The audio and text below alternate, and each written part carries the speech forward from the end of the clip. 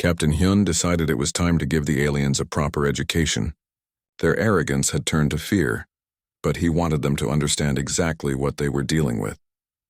"Commander Thex," he said politely, "would you like to learn about human history?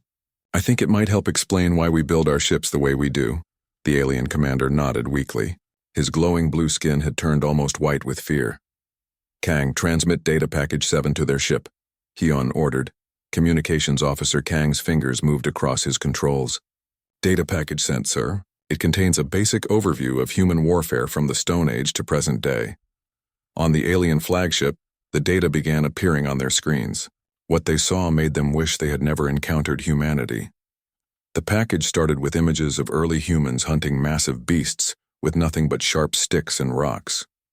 Then it showed them fighting each other with clubs and crude swords. The aliens watched in horror as the timeline advanced, showing humans creating more and more efficient ways to kill. "Sir," whispered Chief Analyst Vex, "they've been fighting for their entire existence."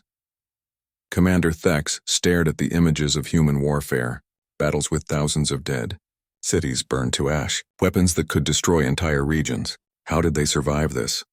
"By getting better at it," came Captain Hyun's voice over the communication link. "Every war taught us new lessons. Every battle made us stronger." The data package continued. Nuclear weapons that could level mountains, chemical weapons that could kill millions, biological weapons that turned the human body against itself. The aliens saw humanity's history written in blood and fire. "This is impossible," Thex said. "No species could survive this level of self-destruction." "Most couldn't," agreed Medical Officer Hana from the human ship. "But humans are special. We evolved on a world where everything wanted to kill us, so we learned to kill everything else first."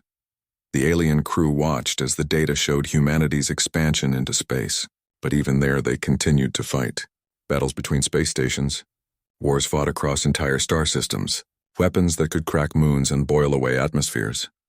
"You've never stopped fighting," Vex observed with horror. "Why would we?" asked Chief Engineer Jin. "Fighting is what we do. It's what we're good at. We've been perfecting the art of warfare for 200,000 years. The aliens learned that humans had never known true peace. Every period without war was just preparation for the next conflict. They built their technology not for exploration or trade, but to kill their enemies more efficiently.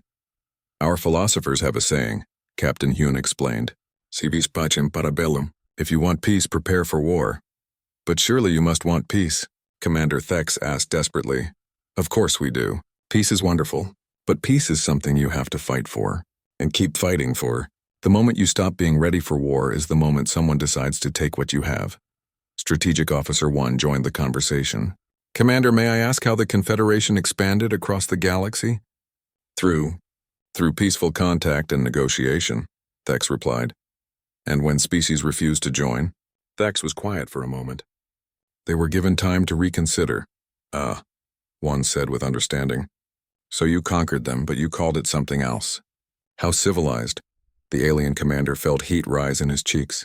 "We brought order and prosperity to primitive worlds by threatening to destroy them if they didn't cooperate," one continued. "Yes, we understand that strategy. We invented it." The data package was still playing on the alien screens. They watched as humanity developed faster than light travel, not for exploration, but to carry weapons between star systems. Every human technological advancement was designed with war in mind. "Your medical technology," observed the alien medical officer. "It's incredibly advanced." "Of course it is," replied Hana. "We needed it to keep soldiers fighting longer. Our emergency surgery techniques were developed on battlefields. Our regenerative medicine comes from trying to repair combat injuries. Even your civilian technology has military applications," noted Vex as he studied the data. "Everything has military applications. If you're creative enough," said Jin. "We don't build tools of war and tools of peace. We build tools, then figure out how to kill things with them. It's more efficient." Commander Thex was beginning to understand the true horror of humanity. Every aspect of their civilization was shaped by warfare. Their medicine, their engineering, their communications, even their art and literature. Everything was connected to their endless conflicts. "How many humans are there?" he asked quietly.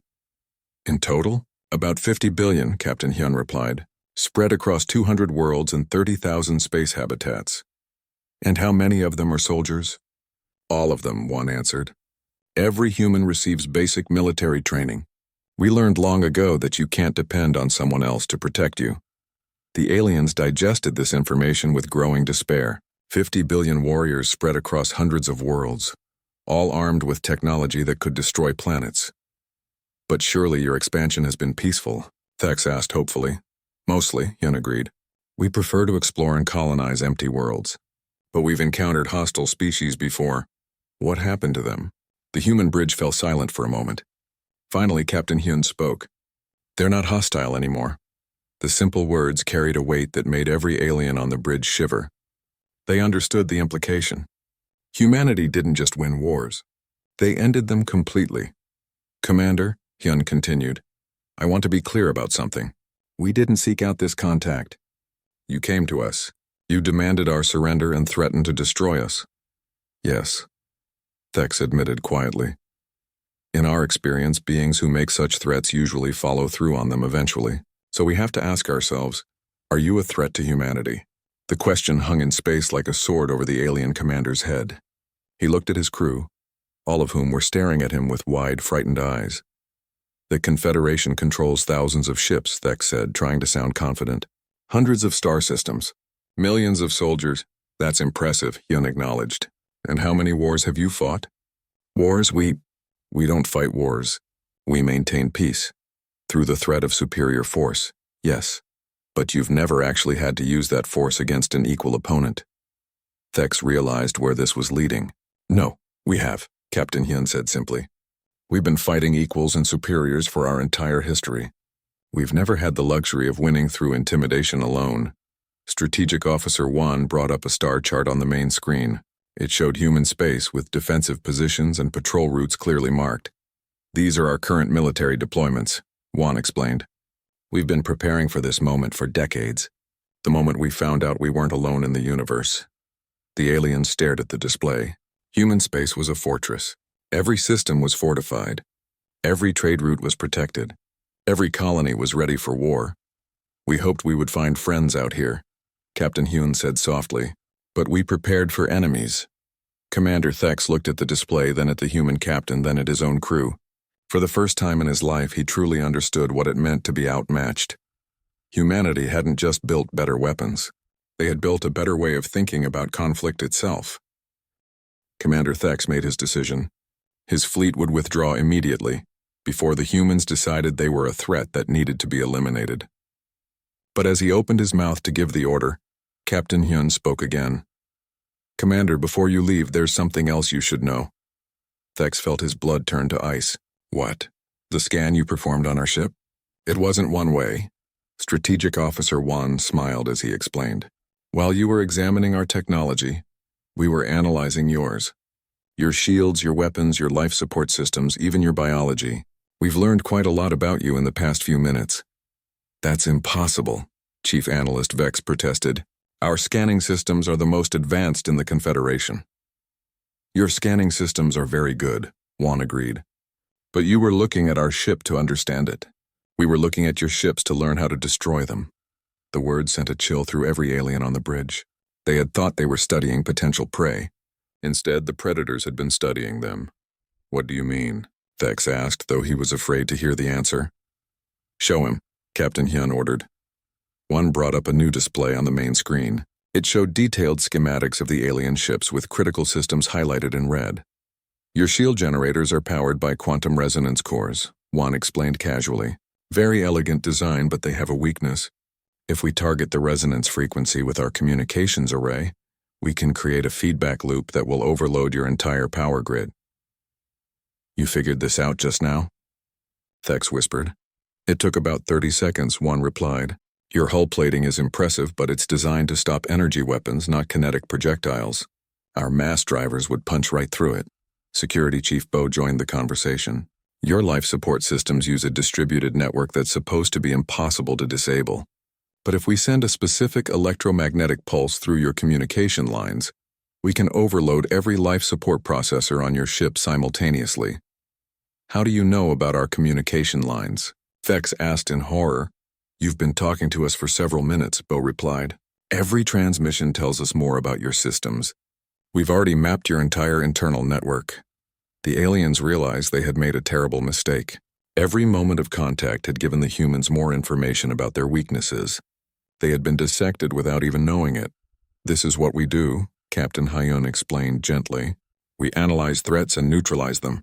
It's how we survived on our homeworld, and it's how we've survived in space. But we're not your enemies, Thex protested. You demanded our surrender, Hyun reminded him. You threatened to destroy us. In human terms, that makes you a potential enemy. So we automatically began planning how to defeat you. It's nothing personal, added Chief Engineer Jin.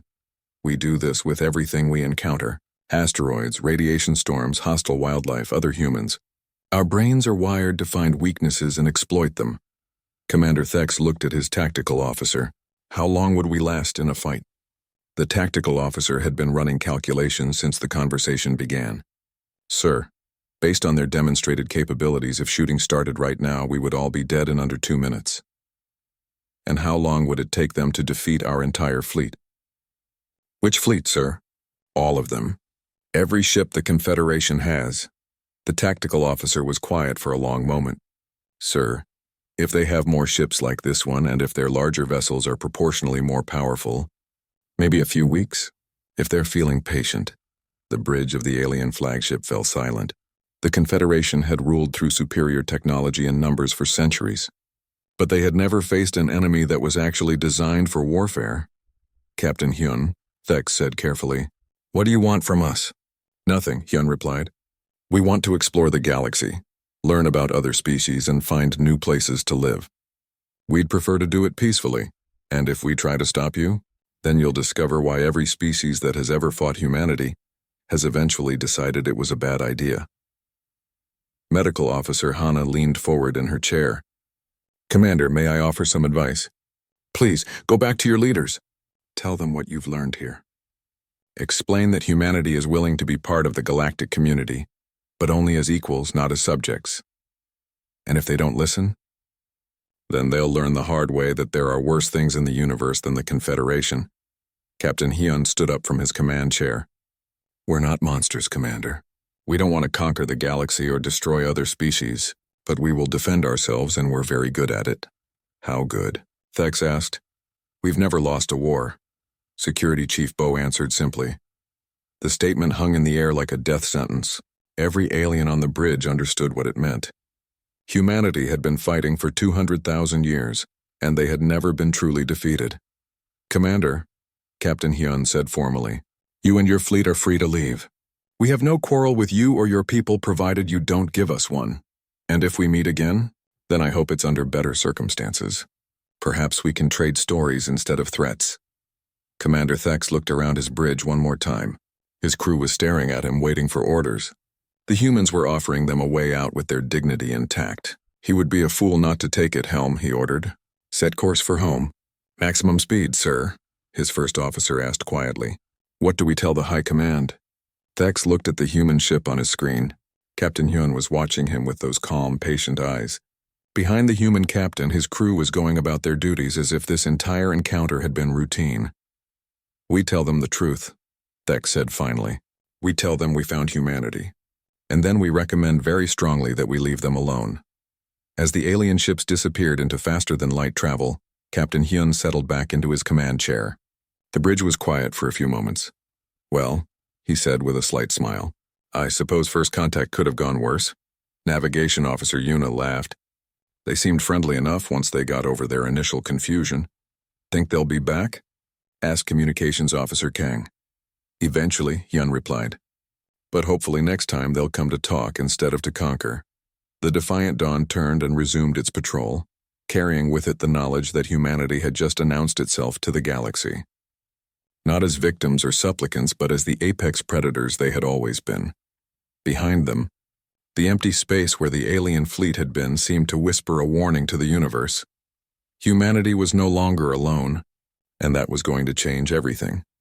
In the depths of space, the stars looked the same as they always had, but now they shone on a galaxy that had just become a much more dangerous place for anyone foolish enough to threaten the children of Earth. Captain Hyun could see the fear in Commander Thex's dark eyes. The alien's glowing blue skin had grown pale and his confident voice had become quiet and careful. Good. Fear was the beginning of respect. Commander, Hyun said politely, you seem troubled. Have your scans revealed something interesting? Your ship is not what we expected, Tex replied slowly.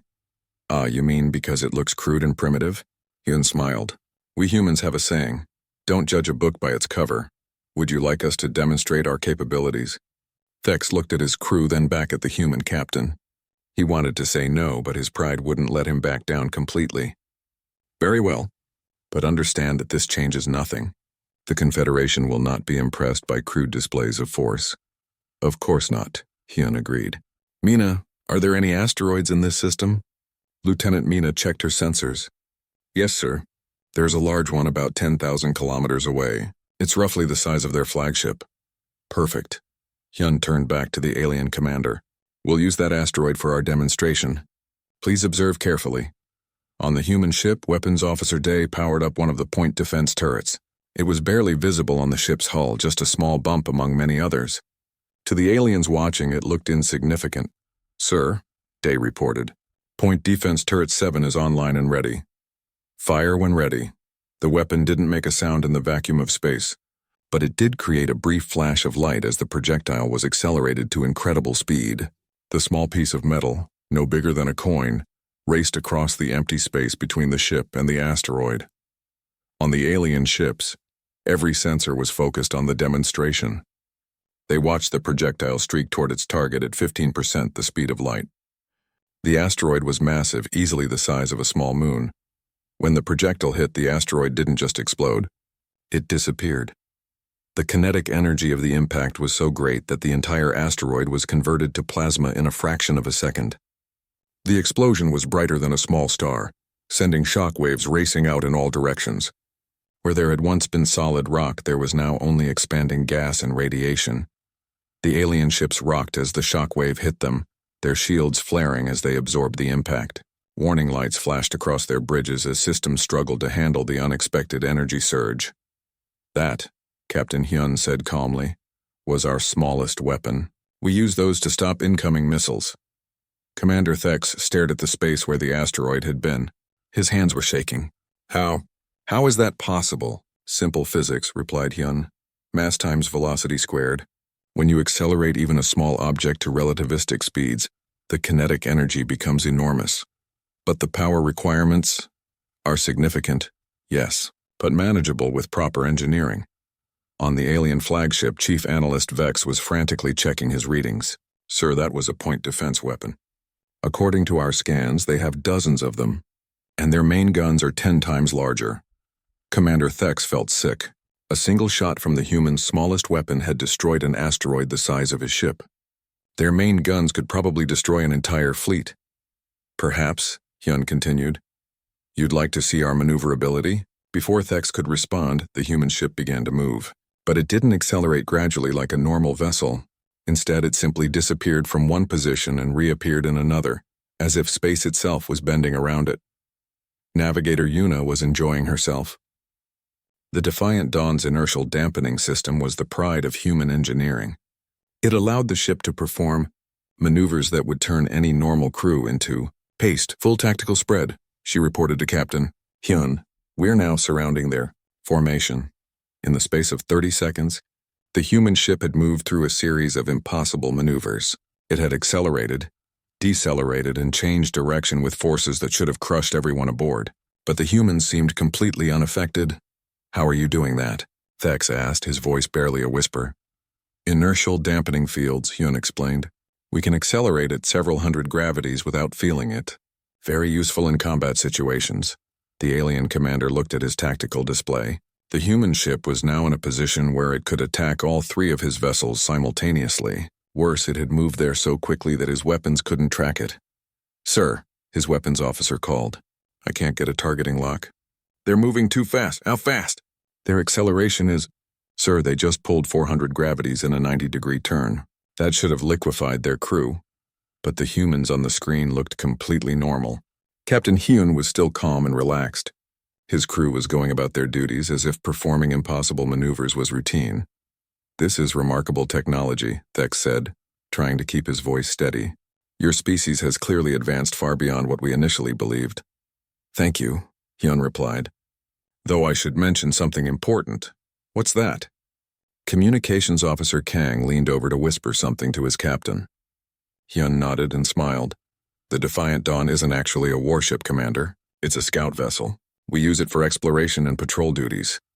The words hit Commander Thex like a physical blow. This ship, with its impossible armor and devastating weapons, wasn't even designed for combat? What? What do your actual warships look like? Much bigger, Hyun said simply. And much better armed. The Defiant Dawn is designed to avoid fights, not win them. Our battleships are designed for the opposite purpose. On the alien bridge, every crew member was staring at their displays in horror. If this small scout ship could destroy their entire fleet, what could a human battleship do? Sir, Vex whispered to Commander Thex. We need to leave, now. But Thex couldn't move. He was paralyzed by the realization of how badly he had miscalculated. The Confederation had sent a small fleet to intimidate a primitive species. Instead, they had found apex predators who had turned warfare into a science. Commander, Captain Hyun said gently, are you feeling all right? You look distressed. We may have been hasty in our assessment of your people. Oh, that's quite understandable. Humans do tend to be underestimated. We're not very impressive to look at, I suppose. Medical Officer Hana spoke up from her station. Captain, perhaps we should explain to our guests why we look the way we do. Excellent idea, Hana. Commander Thex, would you like to learn a bit about human evolution? Thex nodded weakly. He was no longer in control of this situation if he ever had been. You see, Hyun continued, humans evolved on what we call a death world. Everything on our planet was trying to kill us. The weather, the animals, the plants, even the bacteria. So we became very good at not dying. And even better at making other things die, added Hana with a smile that made Commander Thex shiver. The alien commander looked at his crew, then back at the human ship. They were trapped, surrounded by beings who had spent millions of years learning how to kill everything around them. And now those beings had ships that could crack planets. Chief Analyst Vex stared at his screen in growing horror. The numbers made no sense. The human ship should not exist. Everything about it was wrong, from the materials used in its construction to the weapon systems hidden beneath its ugly exterior. Commander, he called to Thex. You need to see this, Commander. Thex walked over to the analyst's station, his glowing blue skin flickering with worry. What is it now? Sir, their hull isn't just armored. It's made of materials that shouldn't be possible to create.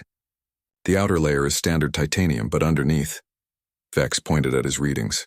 Neutronium threading, quantum-locked alloys, and something our computers can't even identify.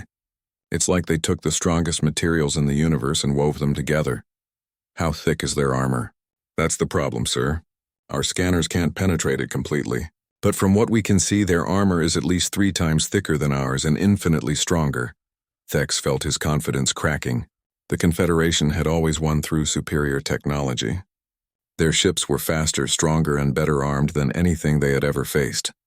But this human vessel was making their most advanced warships look like children's toys. What about their weapons? He asked quietly. Vex switched to another display. This is where it gets truly frightening, sir. Those guns that look like simple kinetic weapons? They're relativistic mass drivers. They can fire projectiles at 15% the speed of light. That's impossible. No, sir, it's just very advanced. And those energy weapons aren't lasers. They're focused antimatter beams. A single hit from one of those could cut our ship in half. Commander Thex stared at the readings. Antimatter weapons were theoretical for the Confederation. They knew such things were possible, but the technology was far beyond their reach. Yet these humans had them as standard equipment on what appeared to be a small patrol ship. What are those tubes along the sides of their ship? Torpedo launchers, sir. But I can't identify the warheads. The casings are blocking our scans completely. On the human ship, Engineering Officer June was watching his own displays with amusement. The alien scanning beams were crude but persistent. They were trying very hard to understand human technology and failing badly. Captain, June called. They're trying to scan our quantum torpedoes. Should I let them see what happens when we arm one? Captain Hyun considered this. The aliens were already scared. Maybe it was time to let them see just how scared they should be. Arm torpedo tube 3, but don't load it. Let them scan the armed warhead. Yes, sir. June's fingers danced over his controls. Deep in the ship, systems that had been sleeping came online. Energy flowed through conduits designed to contain forces that could crack planets. On the alien ship, Vex watched his instruments go crazy. Sir, one of their weapons just activated. What kind of weapon? I don't know. The energy readings are off the scale. Whatever they just armed, it contains more power than our entire ship's reactor. That can't be right. Sir, I'm reading quantum fluctuations around that weapon. I think it might be some kind of exotic matter warhead. Commander Thex felt the blood drain from his glowing skin. Exotic matter weapons were pure theory. The kind of thing that existed only in the nightmares of military planners. A single such weapon could destroy not just a ship, but the space around it. But the most disturbing discovery was still to come. Sir, another technician called. The biological scans of their crew are complete. And? These humans, they're not like any species we've encountered before. They're adapted for violence. Thex walked over to the biological station. On the screen, he could see detailed scans of the human crew. What he saw made him feel sick. Look at their bone structure, the technician explained. It's reinforced in ways that suggest their species evolved through constant physical conflict. And their organs. They have backups for everything vital. Hearts, kidneys, even parts of their brain. Backup organs? Yes, sir. It's like their bodies expect to be damaged and keep functioning anyway. And their nervous system is the strangest part. How so? Most species, including us, become less effective under stress. Our reaction time's slow, our thinking becomes confused. But humans, their stress response actually makes them faster and stronger. Their bodies are designed to perform better when they're in danger. Commander Thex looked back at the main screen, where Captain Hyun was waiting patiently for an answer. The human looked calm and relaxed, but now Thex understood that this was not because he was peaceful. It was because he was not afraid. How many crew members are on that ship? Thex asked. 237, sir. All of them show the same biological adaptations. They're all warriors. Surely their technology requires specialists. Scientists, engineers, medical staff. Sir, I'm looking at their chief engineer right now. His muscle density is 40% higher than our strongest soldiers. And their medical officer shows clear signs of combat training. These humans don't separate their warriors from their other crew members. They're all soldiers. The bridge of the alien ship fell silent. Every member of the Confederation understood what this meant. They had encountered a species that was born for war, not just capable of it, but evolved for it. Every human on that ship was a potential enemy combatant. Commander, Vex said quietly, there's something else. Our scans show that this isn't even a warship. What do you mean? According to their ship's classification codes, this is a scout vessel. It's designed for patrol and reconnaissance, not combat. The words hung in the air like a death sentence. If this small scout ship was armed with weapons that could destroy their entire fleet, what would an actual human warship be capable of? Sir, the communications officer interrupted. The human captain is requesting a response. Commander Thex looked at the main screen. Captain Hyun was still waiting, still calm. Behind him, Thex could see human crew members working at their stations. They all looked relaxed and professional, but now he knew the truth. Each one of them was a weapon wrapped in flesh. What do we do, Commander? Asked his first officer. Thex stared at the human ship. Everything about it screamed danger. The materials it was built from, the weapons it carried, even the crew that operated it. The Confederation had made a terrible mistake. They had approached these humans expecting to find another weak species to conquer. Instead, they had found something that could conquer them. Open a channel, Thex said finally. His voice was barely a whisper. I think we need to hear what these humans have to say. The stars looked different from the bridge of the UES Defiant Dawn. Captain Hyun stood with his hands behind his back, watching the endless black space through the main screen. His ship was small compared to the massive warships back on Earth, but it was fast and deadly. That was all he needed for patrol duty on the outer rim. Captain, Lieutenant Mina called from her station. Her fingers moved quickly across the sensor controls. I'm getting something strange on long-range scans. Hyun walked over to look at her screen. 3 large objects were moving toward them at high speed. The shapes were wrong for human ships. Too smooth, too clean. How big are they? Each one is about twice our size, sir. Mina frowned at her readings. Their energy signatures are completely unknown. This isn't human technology. The bridge fell quiet. Everyone knew what this meant. After decades of searching, humanity had finally found proof that they were not alone in the universe. The question was whether these aliens would be friends or enemies. "All stop," Hyun ordered. "Bring us to full alert, but don't power weapons yet. Let's see what they want to do." The alien ships came out of faster-than-light travel in a flash of blue light. They were beautiful in a way that human ships were not. Where human vessels were covered in armor plates and weapon turrets, these ships looked like they were grown rather than built. Smooth curves and glowing lines covered their hulls. "They're hailing us," reported Communications Officer Kang. His voice was steady, but his hands shook slightly as he worked his controls. "Put them through." The main screen changed to show an alien face. The creature had pale blue skin that seemed to glow from within. Its eyes were large and dark, and it had no visible nose or mouth. When it spoke, its voice came through the ship's speakers in perfect English. "Primitive vessel, you have entered space controlled by the Valian Confederation. I am Commander Thex of the starship Harmony's Edge. You will power down your weapons and surrender immediately." Hyun almost smiled. The alien's tone reminded him of every bully he had ever met. All confidence and no respect. "Commander Thex, I am Captain Hyun of the United Earthship Defiant Dawn. We come in peace and mean no harm to your people." The alien made a sound that might have been laughter. "Your primitive mind cannot understand the greatness of the Confederation. We have brought order to 1,000 worlds. Your species will bow before us or be destroyed." "That doesn't sound very peaceful," Hyun replied calmly. "Perhaps we could discuss this like civilized beings?" "There is nothing to discuss," Commander Thex said. "You will surrender now or we will take your ship by force. Your crude weapons cannot harm our advanced vessels." Behind the alien commander, Hyun could see other crew members at work. They all looked similar to Thex, with the same glowing blue skin and dark eyes. One of them was looking at a screen and pointing at something. Hyun guessed they were scanning his ship. "Sir," Mina whispered, "they're running deep scans on us. Should I block them?" Hyun thought for a moment. These aliens seemed very sure of themselves. Maybe it was time to show them that appearances could be deceiving. "Let them scan," he said quietly. "I want to see their reaction." On the alien ship, a technician called Chief Analyst Vex was staring at his scanning equipment in confusion. The human ship looked simple from the outside, but his instruments were telling him impossible things. The hull wasn't made of normal metal.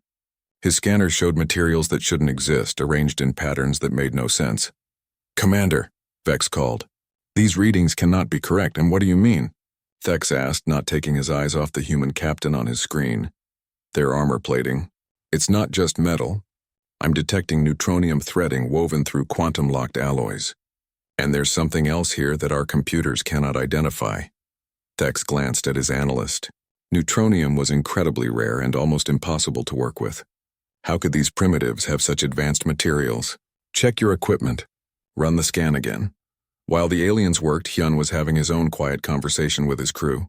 "June," he said to his engineering officer, "what do you think of their scanning frequency?"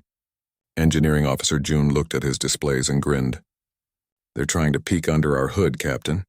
Want me to give them something interesting to look at?" "Not yet. Let them finish their scan first." The alien analyst Vex was getting more worried by the second. His second scan confirmed what he had seen before. The human ship was covered in armor that was more advanced than anything the Confederation had ever built. But that wasn't the worst part. The weapons were wrong too. What looked like simple kinetic cannons were actually mass drivers that could accelerate projectiles to incredible speeds. The energy weapons weren't lasers at all, but focused antimatter beams. And those strange torpedo tubes. His scanners couldn't even tell what kind of warheads they carried. "Commander," Vex said, his voice shaking slightly, "I think we may have made an error." "Explain." "This ship. It's not primitive at all. Their weapons are more advanced than ours. Much more advanced." Commander Thex felt a cold feeling in his stomach. The Confederation had conquered many worlds, but they had always faced weaker enemies. They won through superior technology and numbers, not through actual fighting ability. That's impossible. Look at their ship. It's crude and ugly. Yes, sir, but crude and ugly doesn't mean weak. I'm reading weapons systems that could destroy our entire fleet. On the human ship, Captain Hyun was watching the alien commander's face carefully. He could see doubt creeping into those dark eyes. Good. It was time to end this conversation. "Commander Thex," Hyun said politely, Have you finished your scans? Yes, Thex replied carefully. Your ship is more interesting than we first thought. I'm glad you find us interesting. Would you like to see a demonstration of our capabilities? The alien commander looked at his crew, then back at the human. Something in Captain Hyun's calm voice made him very nervous. That will not be necessary. Oh, but I insist, Hyun said with a small smile. After all, you did call us primitive. I think it's only fair that we show you what primitive humans can do. In the silence that followed, both ships hung in space like deadly dancers waiting for the music to begin. The aliens had come expecting easy prey, but they were starting to realize they might have found something much more dangerous. Commander Thex looked at his weapons officer, then back at the human captain on his screen. For the first time in his life, he began to understand what fear really meant.